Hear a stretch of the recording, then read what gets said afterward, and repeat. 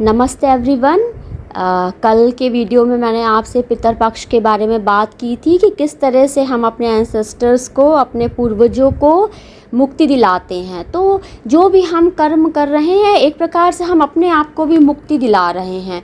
जो हमारे कर्मा है, जहाँ पे हम अटके हुए हैं, जहाँ पे हम फंसे हुए हैं, जिन कर्मों के कारण हमारे जीवन में परेशानियाँ आई हैं, उसको हम रेक्टिफाई कर रहे हैं, उसका हम सॉल्यूशन निकाल रहे हैं। तो एक प्रकार से हम अपने एंसेस्टर को मुक्ति दिला रहे हैं और साथ में खुद भी अपने आप को मुक्ति दिला रहे हैं। तो आज का हमारा टॉपिक है कि हमें मुक्ति कैसे मिलेगी।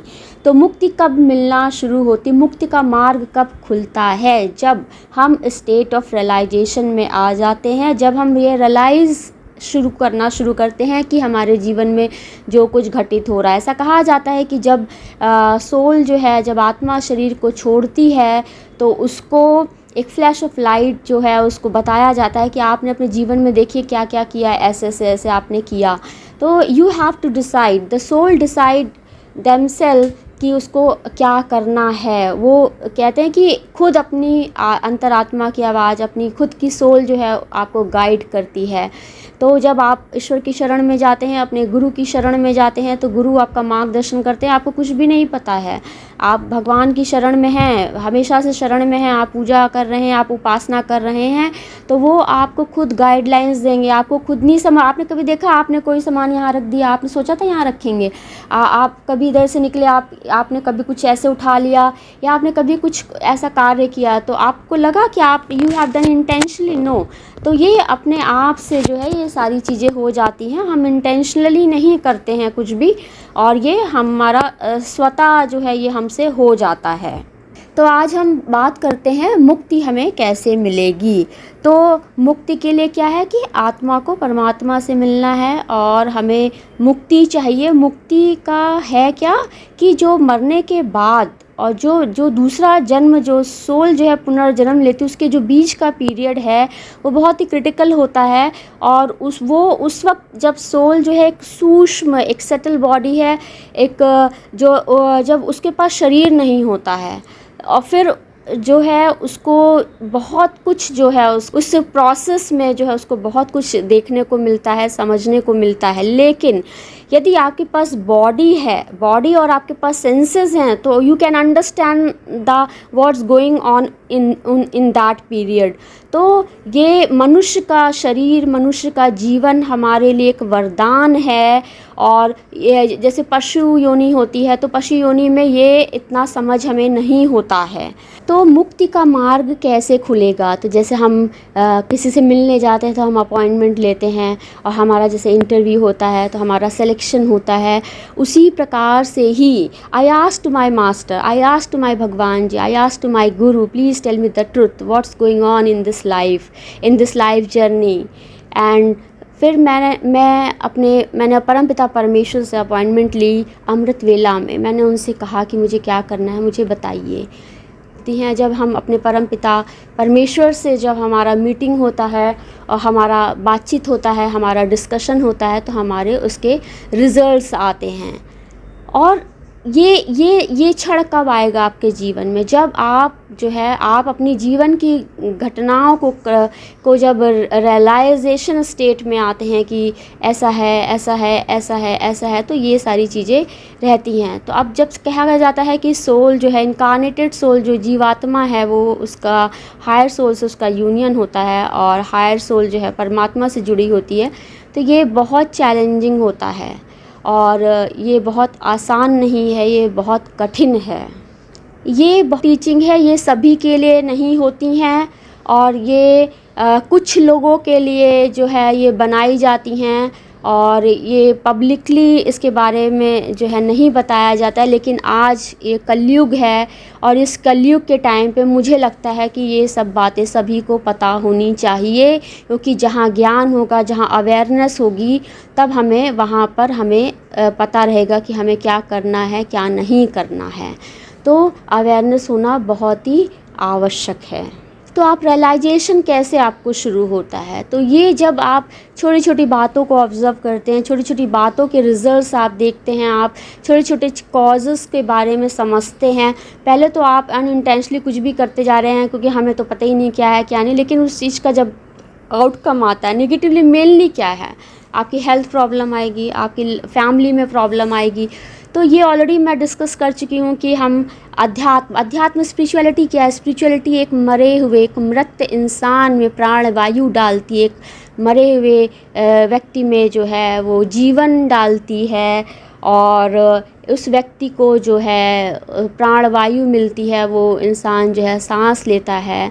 और जब उसके जीवन में बहुत कुछ ठीक नहीं हो रहा होता है तो वो कुछ कमिटमेंट्स लेता है कि मैं ऐसे करूँगा, मैं ये कार्य करूँगी। तो होता है ना कि जैसे हम मंदिर जाते कहते भगवान मेरा ये कार्य करा दीजिए, हम प्रसाद चढ़ाएंगे, हम कथा कराएंगे, हम इतने लोगों को खाना खिलाएंगे, हम भोज कराएंगे। तो इस तरह से हम मनौती जैसे मानते ना, तो सिमिलर टू दैट ऑफ जैसे हम अपने गुरु के पास जाते हैं तो हम उनसे गाइडलाइंस लेते हैं, फिर हम जो है कहते हैं कि हमारा लाइफ ठीक हो जाएगा, तो हम ये कमिट करते हैं कि हम ये करेंगे। तो यूजुअली मेरे गुरु ग्रैंड मास्टर हैं, और उन्होंने हमेशा यही बोला है कि spread the teaching, spread the teaching. अभी भी मुझे याद है उनका एक फ़ोटो है जिसमें वो छड़ी लेके बैठे हुए थे, और उन्होंने अपने सारे स्टूडेंट्स को बिल्कुल बताया हुआ था कि आपको ऐसे करना है, you have to spread the teachings. तो ये मुझे जब मैंने ये पढ़ा था उसी वक्त ही मैंने कहा था हाँ ठीक है, मैं भी करूँगी। तो जिस तरह से आप जीवन में कमिटमेंट लेते हैं, निर्णय लेते हैं, उसी तरह से आपके रास्ते जो है बनते चले जाते हैं। तो हमें लगता है कि जीवन में ये कैसे हो रहा है, क्या हो रहा है, आपको लगता है कि नेक्स्ट क्या होने वाला है, नहीं, ऐसा नहीं होता है। तो हम कभी आप देखिए कि आप इधर गए फिर उधर चले गए, फिर कभी आपसे देखिए कि कभी कुछ आपने पता लगा आपने गिलास उठा के वहाँ रख दिया, कभी आपने कभी कुछ इधर कर दिया, और उसका अफेक्ट देखिए कि जो सराउंडिंग पीपल्स पे है क्या पड़ गया, बट आपने अनइंटेंशनली किया। लेकिन लोग उसको कैसे को रिलेट करते हैं कि आप सपोज़ सोच लीजिए कि जैसे कि आप रोज़ किसी को कुछ दे रहे हैं, किसी दिन आपकी तबीयत ठीक नहीं है, कभी आपका माइंड अपसेट है, लेकिन आपने उस दिन एक दिन आपने उसको नहीं दिया, तो वो तो सोचेगा पता नहीं आज क्या हो गया, क्यों नहीं दिया। अब उसके दिमाग में नेगेटिविटी आ जाएगी, तो वहाँ पे जो है चीज़ें बिगड़ने लग जाती है। लेकिन दूसरा ये नहीं सोच रहा कि आज कुछ बात होगी तो कुछ इस तरह से हो गया होगा। तो ये दोनों लोगों के लिए एप्लीकेबल होता है। तो हमें आज सिर्फ इतना ही कहना चाहती हूँ कि जब भी हमें मुक्ति चाहिए, हमें अपने पापों से मुक्ति कह लीजिए, चाहे आप कह लीजिए कि जो भी हमारे कर्मा हैं, हमारे पिछले जीवन के हैं। तो इस जीवन में मैंने ऑलरेडी जो है जन्माष्टमी के वीडियो पोस्ट किया था कि मोक्ष ज्ञान के बाद भी जो है हमारा जीवन क्यों होता है। तो हमारा प्रारब्ध कर्मा जो रहता है वो हम इस शरीर के साथ ही सारी चीज़ें हम बेयर कर लें, उसको कंप्लीट कर लें, तो इमिडिएटली सोल जो है वो बॉडी को छोड़ देती है। और जो है जैसे हम कहते हैं ना, हम नौकरी ढूंढ रहे हैं, हम पैदा होते हैं, हमें ये जॉब चाहिए, हमें शादी करनी, हमें घर चाहिए, हमें गाड़ी चाहिए। तो वैसे मुझे भी है कि मेरा क्या होगा, भगवान मेरे पास तो घर ही नहीं है। तो God has different type of looks. तो भगवान के पास शिवलोक है, वैकुंठ धाम है, भगवान के अलग अलग धाम हैं। तो वहाँ पे आपको जो हायर वर्ड्स होते हैं तो उसमें अलग अलग जो है लेवल्स होते हैं, तो आप कहाँ जाएंगे। तो जैसे होता था, मैं एनी बेसेंट की बुक पढ़ती थी, ग्रैंड मास्टर की बुक पढ़ती थी, कृष्णमूर्ति जी की पढ़ती थी, मैं कहती थी आप लोग कहाँ पे हैं, स्वामी विवेकानंद जी कहाँ पे हैं, महात्मा बुद्ध कहाँ हैं, क्योंकि आत्मा मरती, वो आप लोग कहाँ रहते हैं। तो आप लोग से कैसे मिल सकते हैं, आप लोग से कैसे बात कर सकते हैं। जैसे होता ना कि एंजल्स होते हैं वो कहाँ होते हैं, तो उसी तरह से मुझे भी देखना है आप लोग कहाँ। मेरे पास तो घर नहीं है, तो मुझे घर चाहिए, तो क्या मुझे वहाँ जगह मिलेगी, क्या मैं वहाँ रह सकती हूँ। तो मुझे उस जगह को पाने के लिए मुझे अपने आप को प्यूरिफाई करना पड़ेगा, मुझे अपने आप को उस लेवल पे लाना पड़ेगा, और मुझे अपने कर्मा को ठीक करना पड़ेगा। जो हमें गाइडलाइंस दी जाती हैं स्पिरिचुअलिटी में, जो हमें बताया जाता है, उन सब बातों को हमें फॉलो करना होगा। तो ये सारी बातें इम्पॉर्टेंट होती हैं। अब देखिए हमारे जीवन में कितना कोई हमें अब मनुष्य से घृणा हो गई। होता क्या है कि एक इंसान दूसरे इंसान से घृणा करने लग जाता है। अब आज इतना सब कुछ हो रहा है तो हमें मनुष्य जाति से घृणा हो गया। मनुष्य में कौन है, मेल है फीमेल से, हमें सबसे घृणा होती जा रही है। हमारी इच्छा नहीं करी किसी से बात करने की। हम भगवान से कह रहे भगवान हमें अगले जन्म में जो है चिड़िया बना देना। देखिए चिड़िया पशु पक्षी को घर की ज़रूरत नहीं है और ना ही उनको घर की ज़रूरत है ना किसी चीज़ की खाने की। वो पेड़ पे आराम से रहते हैं, फल खा लेते हैं, घास फूस खा लेते हैं। तो कोई एक्सपेंडिचर नहीं है, कोई नौकरी नहीं, कोई जॉब नहीं, कोई दिक्कत नहीं है। तो भगवान मुझे भी पक्षी बना दो। अब मुझे कौन सा पक्षी बनना है? भगवान मुझे मोर बहुत पसंद है, मुझे मोर बना दीजिए। तो द सोल डिसाइड कि हमें क्या बनना है नेक्स्ट इनकारनेशन में। तो बाबा भोलेनाथ जो है पशुपति, उनको पशुपति क्यों कहा जाता है? क्योंकि बाबा भोलेनाथ जो है पशु योनि से मुक्त करते हैं। उनकी आराधना करने से, कोई पशु योनि में जाता है तो वो बहुत ही कष्टदायी होता है।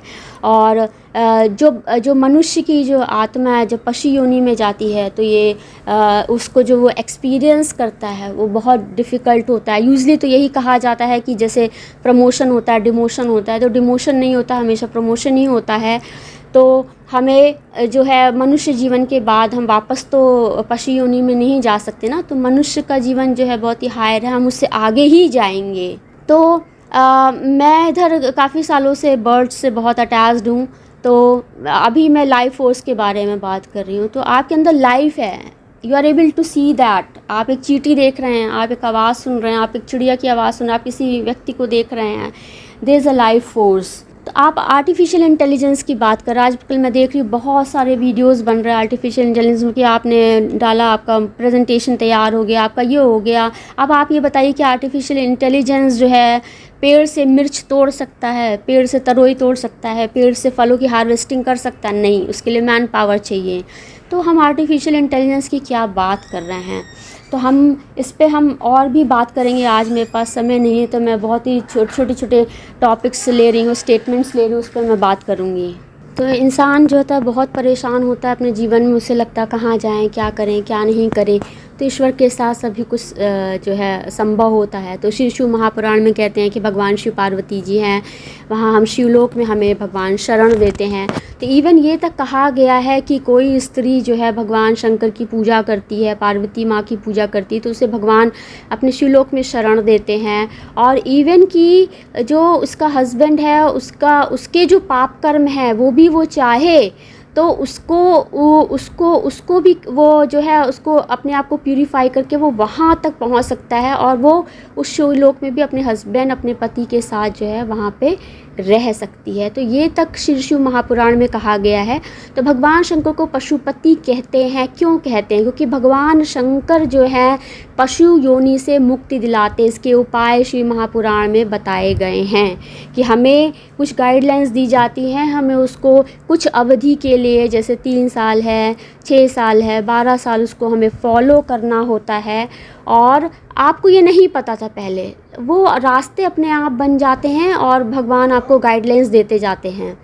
तो भगवान जो है हमें पशु योनि से मुक्त कर देते हैं। तो ये सबसे बड़ा भगवान का आशीर्वाद है।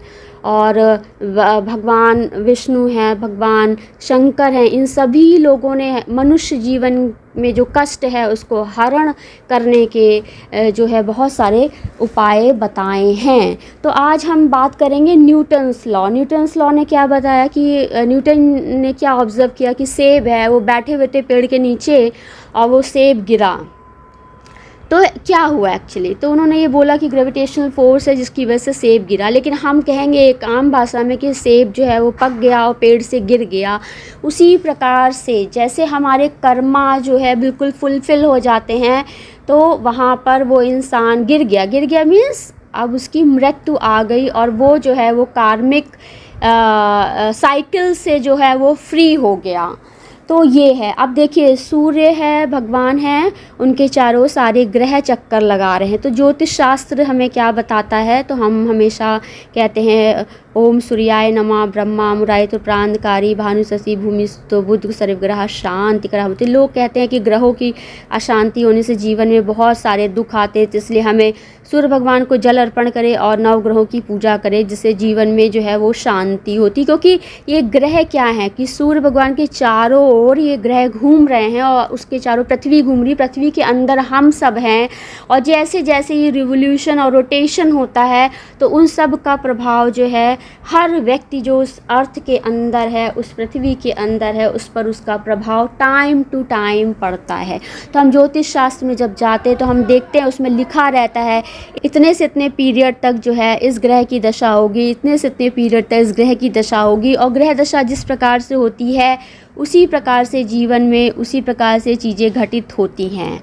तो हम फिर से वही बात कर रहे हैं कि everyone is struggling to exist, और हमारे चंद्रदेव भगवान हैं, हमारे सूर्य भगवान हैं, सारे ग्रह हैं, वहीं पे हमारी पृथ्वी भी है, और उसी के अकॉर्डिंग अमावस्या होती है, उसी के अकॉर्डिंग पूर्णिमा होती है।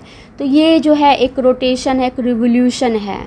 तो अर्थ वहाँ पे एक यूनिवर्स में बिल्कुल एक स्मॉल एग्जिस्टेंस है, और अर्थ के अंदर जो है हम सब हैं, लेकिन आज हम अर्थ के अंदर हम सब अपने आप को बहुत पावरफुल समझ रहे हैं। हमें लग रहा है कि हम सब कुछ हैं, हम सब कुछ बिगाड़ सकते हैं एक दूसरे का, हम कुछ भी कर सकते हैं, तो we can destroy the others. No no no, your karma will destroy you. तो आपको किसी को डिस्ट्रॉय करने की ज़रूरत नहीं है।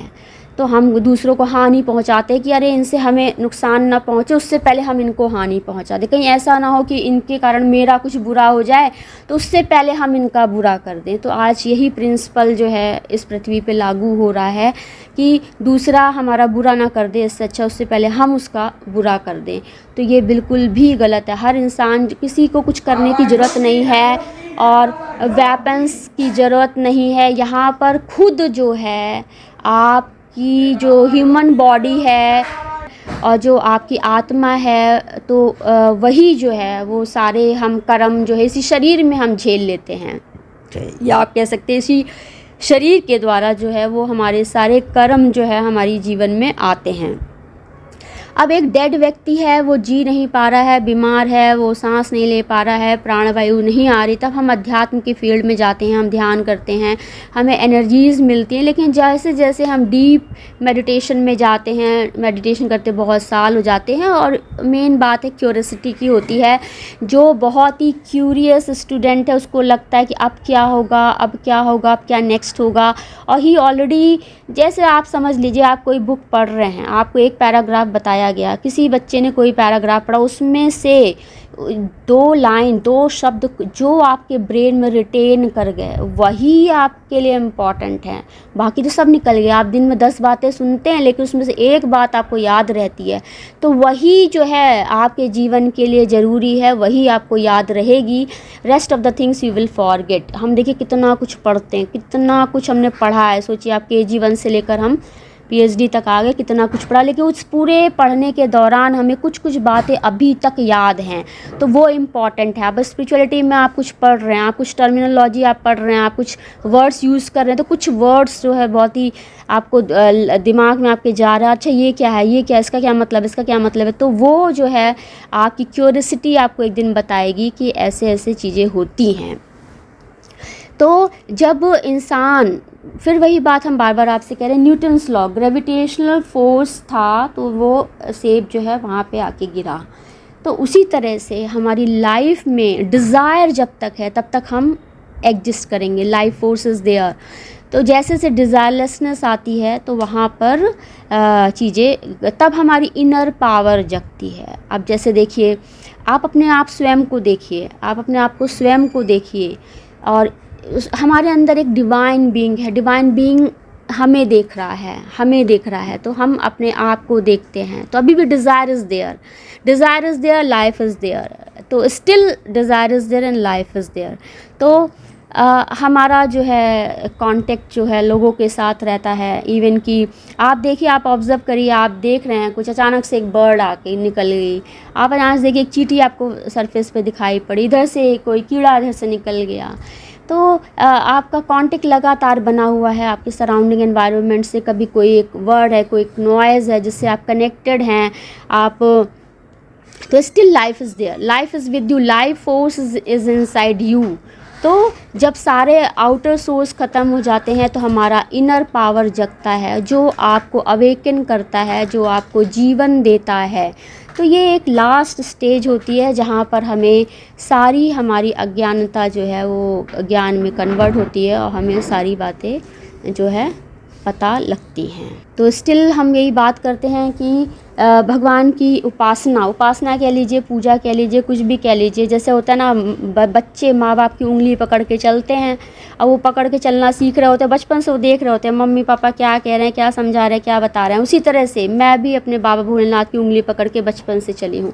मैंने उनसे कहा कि आप मुझे मेरा मार्ग प्रशस्त करेंगे, मुझे बताएंगे, आप ही मेरे जीवन के सब कुछ हैं, आप मेरा ही जीवन देखेंगे कैसे क्या करना है।